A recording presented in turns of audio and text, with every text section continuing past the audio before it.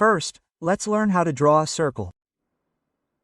There are many ways to draw circles in CAD, but the 5 most commonly used methods are shown on the screen. Of these, the center point is the basic and most frequently used method for drawing circles. Click the center point and enter the radius or diameter to draw a circle. Let's first examine the method of drawing by entering the radius. If you enter the shortcut key C in Zwcad, the command circle is registered. Press the spacebar or enter to execute the circle command. When you execute the circle command, you will first be prompted to specify the center point of the circle. Let's specify the center point by clicking any empty space in the drawing. Once you specify the center point, you can draw a circle by specifying the radius. Entering 100 and pressing enter or the spacebar will create a circle with a radius of 100. If you know the diameter of a circle, but the default input method is radius, you may make a mistake if you mentally divide the diameter in half and input it as the radius, and if the dimensions are wrong, you may have to redo other objects. In this case, let's check out a method to draw a circle by inputting a diameter. Just like before, input the shortcut key C and click the center point next to the radius you just created, which is 100. If you look at the command window, you can see that it says specify radius of circle or diameter, and in parentheses, you can see D when you input an additional command while using a function like this and change the operating method. It is called a subcommand. In this state, if you input D and press the spacebar or enter, you can input the diameter of the circle and create it. If you input a diameter of 200 and press the spacebar or enter to check, you can see that a circle with the same size as the circle with a radius of 100 that we created has been created. Let's erase the circles we've drawn so far and now draw the lines that we will use to draw other circles. Enter the command L and input 0 spacebar 100 spacebar as the line command to draw a line like this.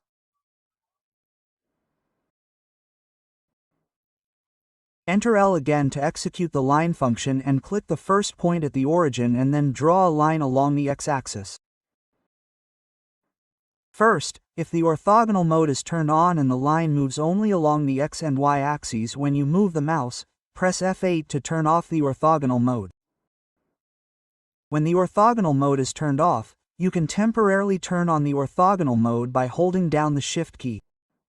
If you hold down the Shift key and move the mouse to the right from the starting point, you can create a line as if the orthogonal mode is on. This is useful when you want to temporarily move in a horizontal or vertical direction without having to keep turning the orthogonal mode on and off. Now, let's click at an appropriate place that is a little longer than the line we drew earlier to draw a horizontal line. Exit the line command and now let's draw a circle that passes through both ends of the line. From now on, I won't tell you to press the spacebar or enter when entering a command, so please press the spacebar or enter when it explains that you are entering a command or value. Let's enter the command C to execute the circle function and enter the subcommand EP. The 2-point function will be executed, and by utilizing object snap, clicking each end of the line can create a circle that passes through 2 points at both ends. Please delete the circle you just created. Let's also look at other subcommands related to circles. Let's enter the command C again to execute the circle function. This time, we'll execute the 3-point subcommand, which creates a circle by clicking 3 points. Since the parentheses around the subcommand 3 points say 3p, let's enter 3p in the command window. Let's create a circle by clicking the 3 endpoints of the 2 lines we created in succession. When creating a circle by clicking 3 points, the order in which you click doesn't matter because there's only one circle that passes through all 3 points. If you click all of them, a circle that passes through all 3 points will be created, like mine. Next, let's use the subfunction called the TTR formula, which is called the tangent, radius. This method draws a circle by selecting two tangents and then entering a radius. If you don't know this function, it may be nearly impossible to draw a circle in the relevant area when you actually need it. Please enter Command C again, and among the subcommands, there is a function called ttr tangent radius.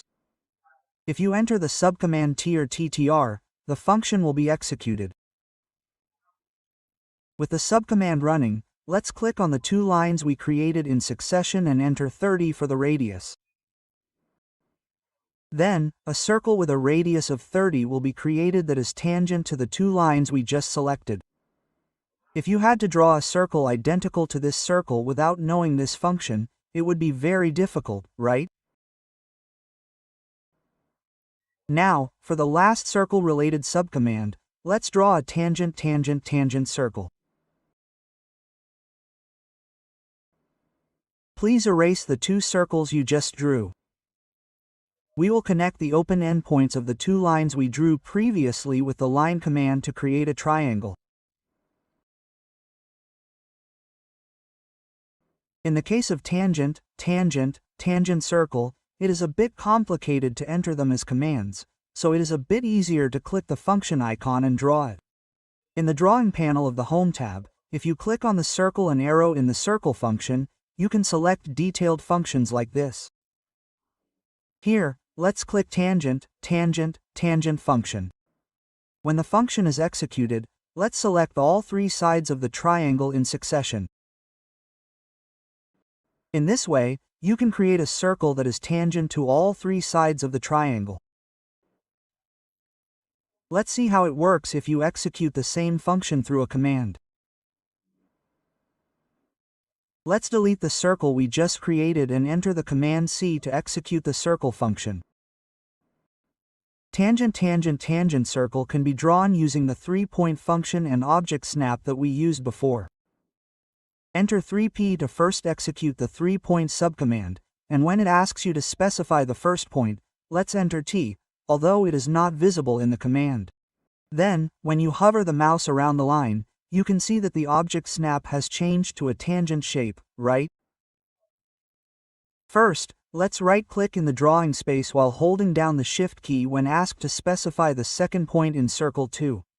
If you haven't changed the settings separately, you will see the Snap menu. If you find the tangent point here and click, it will change to the tangent shape object snap, just like when you entered tan. In this state, click the line, and for the last line, you can click using whichever method is more convenient for you. After clicking all the new lines, the circle will be drawn in the same way as if you click the tangent icon. It is definitely more convenient to use this function by clicking the icon. However, it is good to remember the snap menu function that opens when you right-click while holding down the Shift key to prevent you from selecting the wrong snap point while working, and it is also good for temporarily using snap points that were not turned on in advance. And if you don't know the circle-related subcommands, especially functions such as TTR or 3-point, the drafting work will become very complicated, so it is good to remember.